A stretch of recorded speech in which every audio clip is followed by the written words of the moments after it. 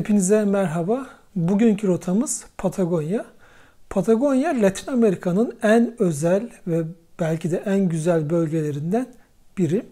Yalnız oraya gitmesi ve gezmesi bir hayli zor. Aynı şekilde oradan geri dönmesi de zor. Patagonya, Güney Amerika'nın en güneyinde yer alıyor. Kimi bölgesi Arjantin, kimi bölgesi Şili'ye ait. O sebeple karayoluyla Patagonya'yı gezerken sürekli iki ülke arasında geçiş yapmanız gerekebiliyor. Ama sınır geçişleri gayet kolay ve hızlı oluyor. O konuda bir sıkıntı yaşamadım hiç. Patagonya'nın genel kritiğini videonun sonunda yapacağım ama ilk başta şunu bir söyleyip devam etmek istiyorum. Patagonya'yı gezmek çok maliyetli, pahalı bir yer. Hatta tanıştığım Kanadalı, Avustralyalı turistler bile kendi ülkelerinden daha pahalı olduğunu söyledi. Gezmesi sırt çantalı bir gezgin için o anlamda biraz zorlayıcı. Arjantin'in Buenos Aires şehrinden geziye başladım. Amacım önce Bariloche şehrine gitmek, oradan da geze geze güneye doğru inmekti. İlk şoku otobüs biletlerinde yaşadım. 15 saatlik otobüs yolculuğu için bilet parası $100'dı. Başka alternatif de maalesef yok. Oraya giden birkaç tane otobüs firması var ve hepsi sözleşmiş gibi aynı fiyatı veriyorlar. Eğer uçakla gitmek isterseniz onun fiyatı da o zamanlar $300 civarıydı. Başka alternatif olmadığı için 15 saatlik otobüs biletine $100 verip Bariloche'ye gittim. Şehire iner inmez gecelik $23 kötü bir hostele yerleştim. Şehir ana baba günü gibiydi çünkü yaz aylarında Arjantin'deki okullar yaz etkinliklerini hep bu şehirde yapıyormuş. O sebeple her yer doluydu. Konaklama alternatifleri de, restoranlar da genelde tıka basa hep böyle insan kaynıyordu. Ve bir öğle yemeği yaklaşık $10'dan başlıyor buralarda. Bu arada o zamanlar drone'um vardı. Bu videoda da birçok yerde drone görüntüleri size eşlik edecek. Bariloche doğasıyla ünlenmiş, dağları, ormanları, trekking rotaları ve gölleriyle meşhur bir yer. Ama benim gibi bir Karadenizliyi böyle çok etkileyecek inanılmaz manzaralara sahip değil. Ben yol üstümde olduğu için buraya uğradım. 2 gece kalıp otobüsle Şili tarafındaki Puerto Montt şehrine geçtim. Burada sağ olsun Gülşah ve Emre çifti beni evlerinde misafir ettiler. Puerto Montt öyle çok turistik bir yer değil. İşte civarda hafta sonları gidip piknik yapılabilecek bir iki göl ve merkezde de büyük bir balık pazarı var. Yalnız balık pazarı biraz ilginç. Çünkü orada deniz aslanlarını görebildiğiniz böyle bir kıyı var. Gün boyu oraya deniz aslanları geliyor. Balıkçılar işte balık atıyor. Orada hani fotoğraf ve video çekebilirsiniz. O anlamda değişik bir tecrübe.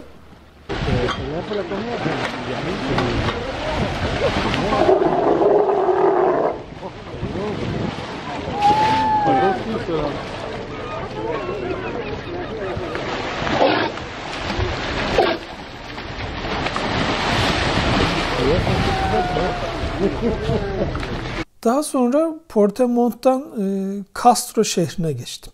Burada Couchsurfing'den bulduğum bir evde kaldım. Şehir renkli evleriyle şirin bir yer. Merkezde bir tane büyük ahşaptan yapılma bir kilisesi var. Yakın civardaki adada yine başka bir ahşap kilise var. Her ikisine de gidip şehri biraz gezdim. Buralara yol üstünde olduğu için mecburen uğradım. Yoksa asıl Patagonya buralar değil. Buradan feribotla devam edecektim ama maalesef ilk feribot 4 gün sonraydı. O sebeple Puerto Montt'a geri döndüm. Oradan otobüsle Chaitén'e geçtim. Bunları böyle anlatıyorum ki olur ya Patagonya'ya gidip gezecekseniz çok kolay olmayacağını görün diye. Chaitén'e gittim ama tüm hosteller, pansiyonlar doluydu. Zar zor bir hostelle anlaştım ve onların o resepsiyonunun önüne uyku tulumu serip bir geceyi orada geçirdim. Başka konaklayacak hiçbir yer bulamadım. Ertesi gün otostopla Puyuhapi'ye geçtim. Orada Allah'tan düzgün bir pansiyonda oda bulabildim. Civarda güzel bir göl vardı. İlk gün gölün etrafında takıldım. Ertesi gün ise asıl güzel olan Kelat Milli Parkı'na gittim. Orada inanılmaz güzellikte bir şelale var. Gördüğünüz dağın üstü adeta buzullarla kaplı. O buzullar arkaya doğru alabildiğince uzanıyor. Oradan gelen su da böyle fantastik bir manzarayı oluşturuyor.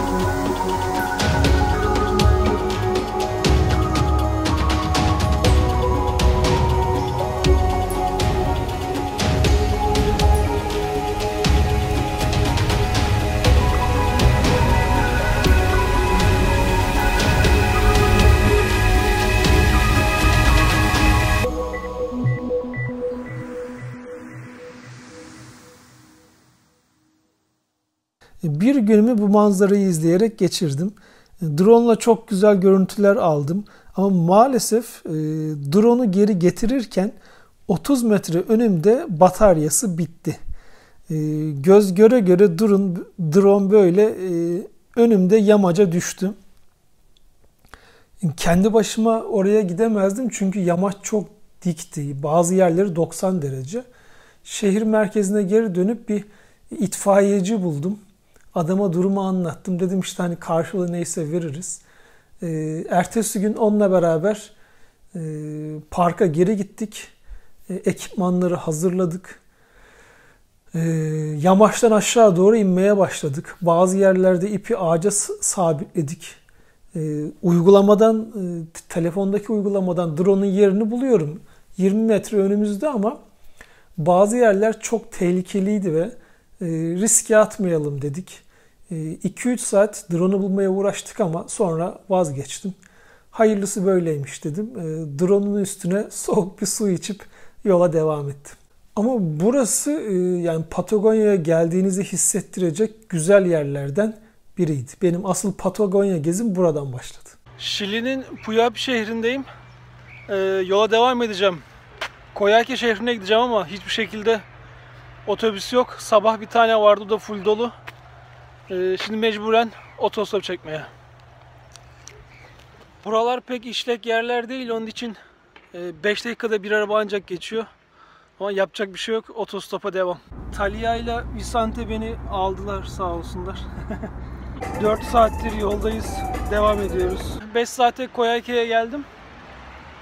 Burada görülecek pek bir şey yoktu. Hemen vakit kaybetmeden Villa Cerro Castillo şehrine geçtim. 2 kişilik güzel bir hostel odasında kaldım. Ertesi gün sabahtan yürüyüşe başladım. Sanırım bu dağın önündeki göle doğru gidiyorum. Biraz uzak ama heybetli görünüyor. 2,5 saatte zirveye geldim. Şimdi elmamı yiyeceğim. Bu manzaraya karşı ama. Vallahi gördüğüm en güzel manzaralardan biri.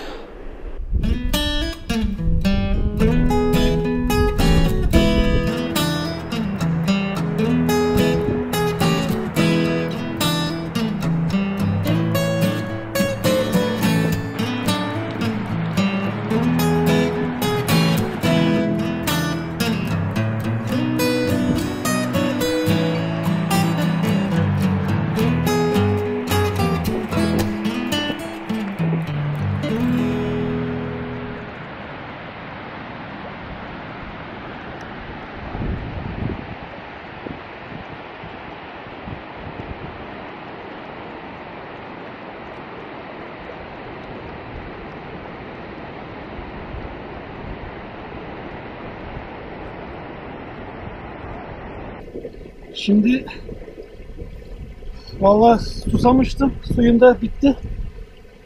Güzel bir suyu hak ettik.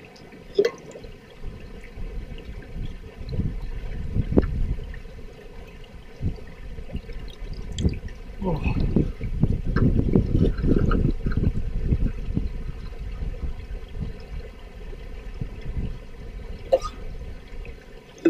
Biraz da dönüş yolu için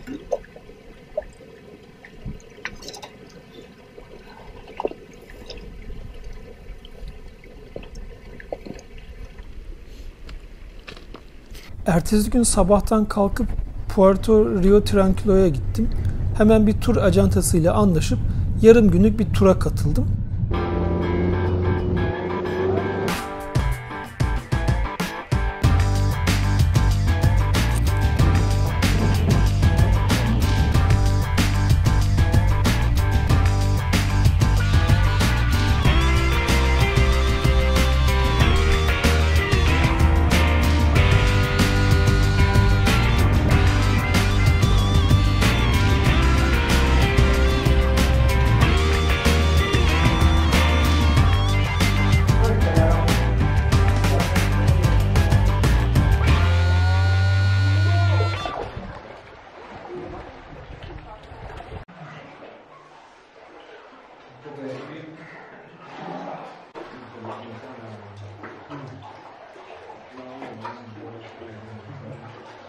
Tabii o mermerlerin uçuk mavi rengi insanı gerçekten etkiliyor. Sanki animasyon filmindeymişsiniz gibi.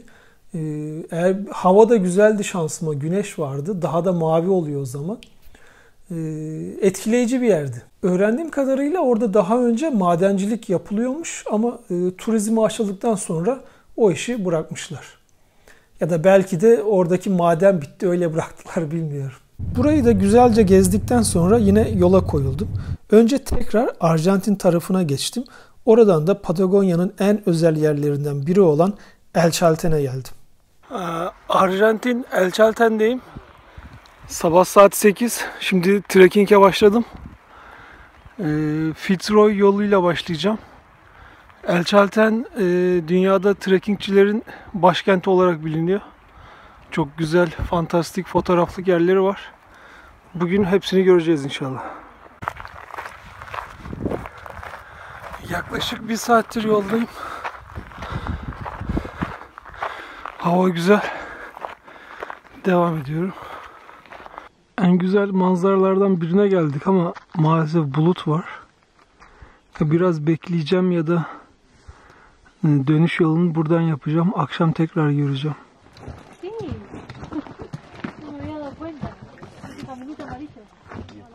Bulutlar maalesef gitmedi. Yarım saattir bekliyorum. Şimdi yola devam edeceğim. Artık bu noktaya geri dönebilirsem akşama doğru tekrar döneceğim. Son 1 kilometre. Maalesef hep dik. Ama çok az kaldı.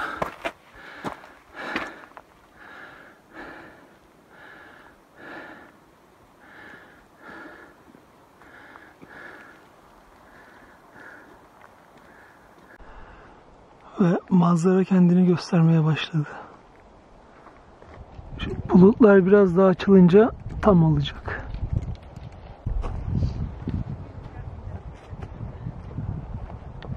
Zirveye geldim nihayet. Tişörtümü değiştirdim. Aşırı terlemiştim. Şimdi bu bulutların açılmasını bekliyorum. O sırada tabii bir de yemek yiyeceğim. Acayip acıktım.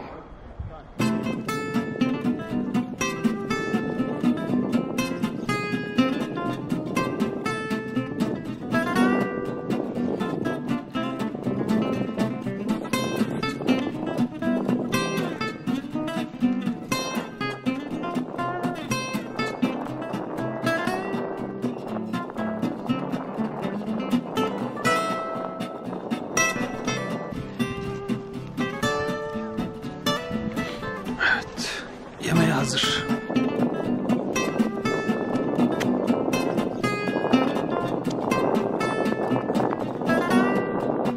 Yemeğimizi yedik. Şimdi şeftali zamanı.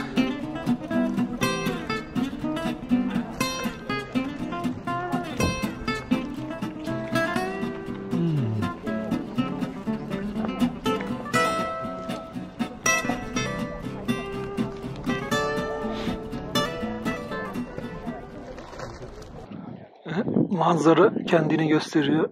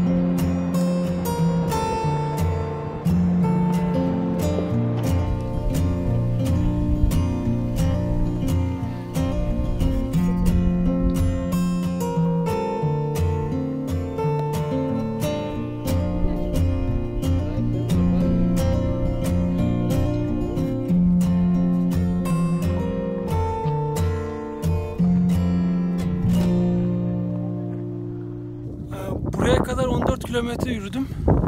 Şimdi başka bir rotaya doğru gidiyorum. Sabahtan beri yoldayım. Şu an 19. kilometredeyim. Tekrar bir meyve molası verdim. Erik çok güzel buralarda.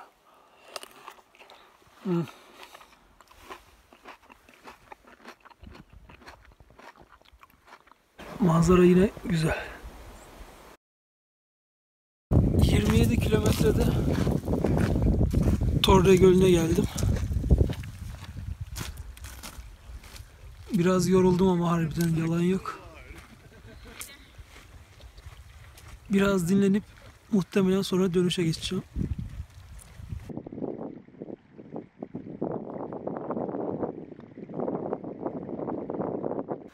...35 kilometre oldu.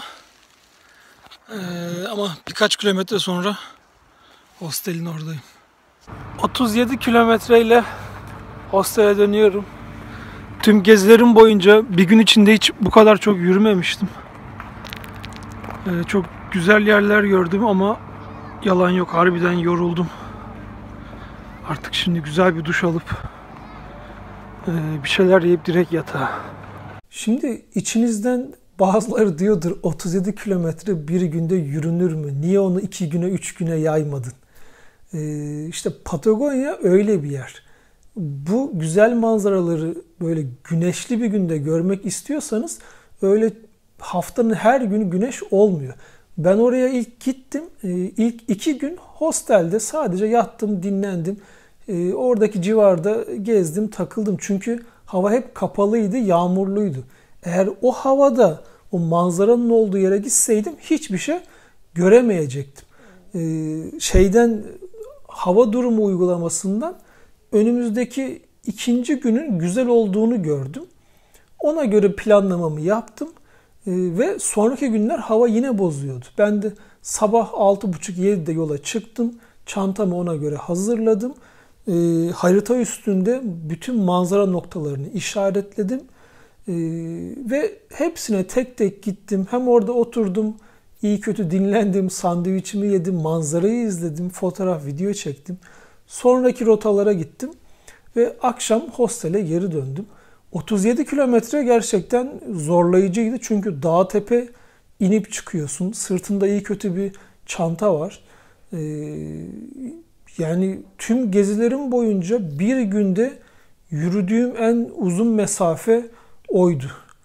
Ama tabii ki buna değdi. O manzaraları görmek için buna değer. Çünkü biliyorum ki bazı gezginler hem Türkiye'den hem yabancı gezginlerden oralara gidip yani o manzaraları göremeden geri gelenler var. Ben onları görebildiğim için şanslıydım. Ama yalan yok. Ertesi gün yani bacaklarım çok ağrıdı. Aslında vücudum, kondisyonum iyiydi. Gezerken zaten çok yürüyorum ama 37 kilometre biraz fazla oldu. Daha sonra El Calafate'ye geçtim. Burası muhtemelen Patagonya'nın 1 numaralı yeri. Çünkü Kuzey Kutbu ve Antarktika haricinde dünyada buzulları böylesine görebileceğiniz başka bir yer yok. Gördüğüm en etkileyici manzaralardan biri buradaydı. Unutmayın, bu buzulların yüksekliği tam 70 metre.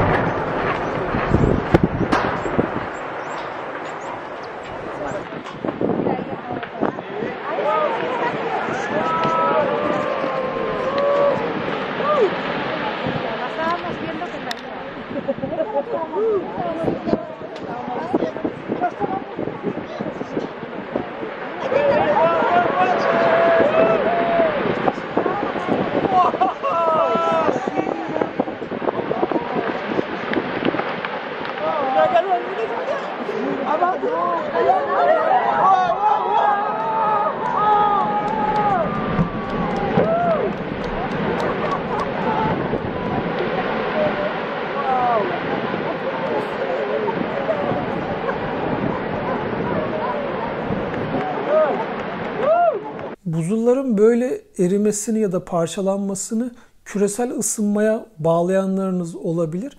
İlk başta ben de öyle zannettim. Ama değil arkadaşlar. Bu buzullar ta o dağın arkasından sürüklenerek bu göle kadar geliyor.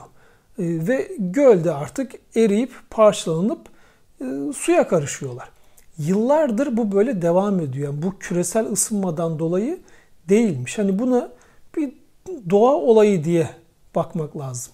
Bu efsane yeri gördükten sonra tekrar Şili tarafına geçip Torres del Paine'e gittim. Şili'nin Patagonya bölgesindeki en meşhur yerindeyim. Torres del Paine'e doğru çıkıyorum. Yaklaşık 1 saattir yoldayım. Sanırım bir 2,5-3 saat daha böyle çıkacağız.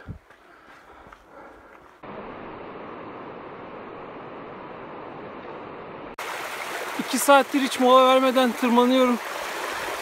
Şimdi şurada biraz su içeceğim. Sonra devam. 2,5 saate zirveye geldim. Hemen tişörtü değiştirdim. Montu giydim. Ara ara fotoğraf çekiyorum. Yemek yiyorum. Dinleniyorum burada şimdi. Bir 3-4 saat buradayım.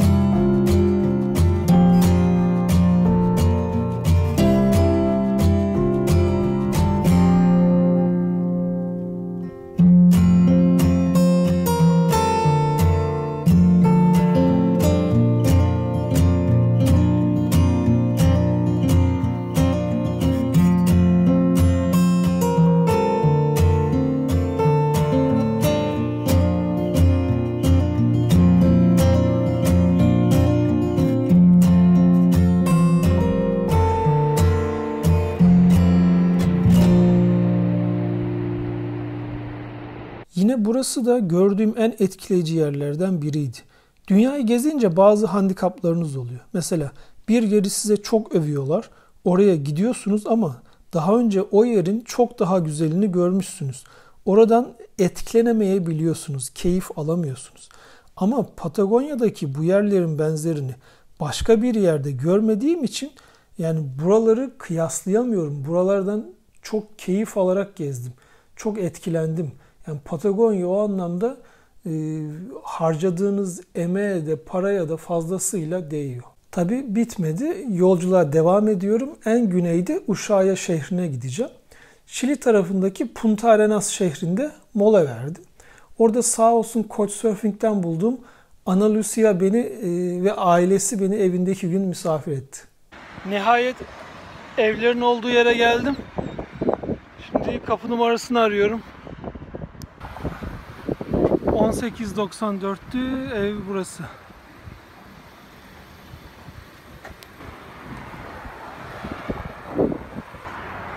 Evde kalabalık gibi görünüyor ama. Hola Ana Lucia. Bien, ¿y tú? Mucho gusto. Yo soy Mehmet. Yo soy Ana Luisa, mi perra princesa. Uy, ¿No te da miedo los princesa. perros? No, me gusta mucho. Sí. Pasa. Böyle bir aslan gibi köpek var. ¿Cómo se llama? Princesa. Princesa. Mi familia, Hola. él es Mehmet de Turquía. Bien, yo soy de Turquía. Primo, mi papá, Hola, mucho gusto. mi mamá. Hola. Turco tradicional. Sí, qué lindo. No me También así, sí. Ah, Mucho gusto. Evde 2 tane de kedi var. Televizyonda Türk dizisi. Şimdi hazır yemek de varmış. Babası Williams yemek yapmış. Yemek de yemek ama harbiden. İçinde ahtapot, midye var. Deniz ürünü. Acayip lezzetli. Karnım da açtı. Yoldan geldim. Şimdi devam. Akşam yemeğini yedik. Yatacağım yerde burası. Birazdan yatarım. Hadi bana iyi geceler. Şili'deki Couchsurfing'den bulduğum evdeyim. Pazar yemeğindeyiz. Ailecek. Burada böyle bir yemek var. Deniz ürünlerinden oluşuyor. İki farklı midye var. Böyle salatayla karıştırıyorsun ve çiğ yiyorsun. Vallahi çiğ yiyorum. Burada araya girmem lazım. Ana Lucia'nın babası yani adam aşçı gibi orada her şeyi güzel güzel pişirdi. Hepsi de lezzetliydi. Sadece o çiğ işte deniz ürünü yani bizim doğamıza pek uymuyor galiba. Çiğ olduğunu bildiğim için böyle kötü değil ama çok lezzetli diyemem. O bölgelerde deniz ürünleri çok meşhur. Diğer balık olsun, çorbası olsun, yemekleri olsun yani çok lezzetliydi. O çiğ olanı hani tek bir restorana gidip onu sipariş etme. Çiğleri yedik. Şimdi pişmiş balıkta sıra. Lezzetli görünüyor. Bugün şanslı gündeyim. Menü çok zengin. Otro plato. Şimdi balıktan sonra bu balığımızdı. Para mis fans. Böyle patates içinde et yemeği var. Sıra bunda. Şu beyaz haşlanmış yumurta, et, bu da patates. Şili'de öğle yemeği akşam yemeğinden daha önemli. Yemek bitti. Şimdi pasta ve tatlılara sıra geldi. Şehri biraz gezdik. Şimdi kediyi sevme zamanı. Son casos que ya han sido investigados, son casos que en algunos casos también han sido sancionados en Los Migueles. Böyle de bir devasa köpek var. Aşırı tatlı. Sürekli uyuyor.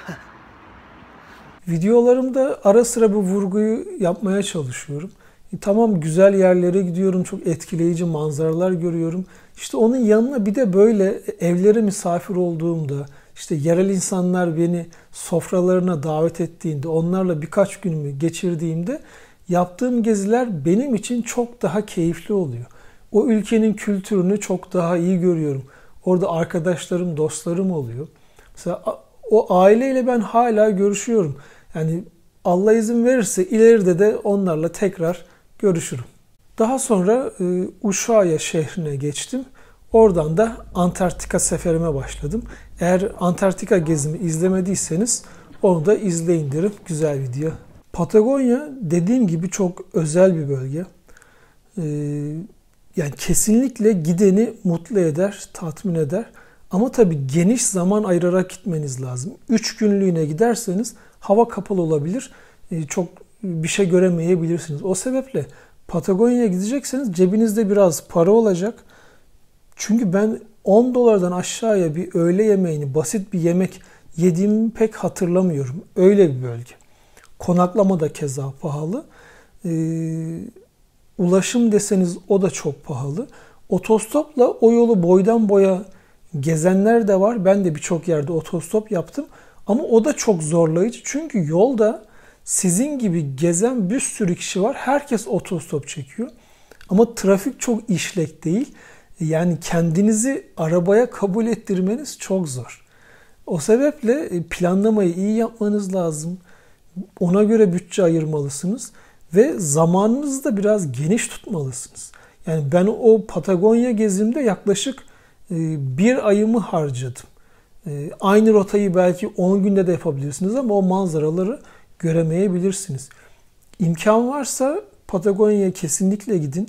Ama bütçe sıkıntınız varsa o parayı Latin Amerika'nın daha üst taraflarında gezerek harcarsanız hem daha uzun gezersiniz, daha rahat gezersiniz.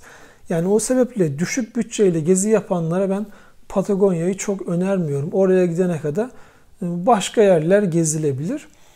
Ama hani fotoğrafçısınızdır, çok spesifik olarak o manzaraları görmek isterseniz kesinlikle gidin. Mutlu olursunuz. Orayı da seversiniz de. Tabii Ushuaia'ya kadar en aşağıya indiniz. Oradan bir de geri döneceksiniz. İşte uçakla oradan geri dönmek isteseniz yani benim aldığım bilet $300-400 civarıydı. Yani şöyle düşünün. Ülke içinde bir bilet alıyorsunuz. neredeyse 400 dolar veriyorsunuz. Karayoluyla geri dönecek olsanız mesafe çok. Yani böyle olumsuz yönlerini de anlatıyorum ki olur ya içinizden biri gitmek ister. Bunları da bilerek plan yapın. Ben Patagonya'yı çok sevdim. Sonraki videolarda görüşmek üzere.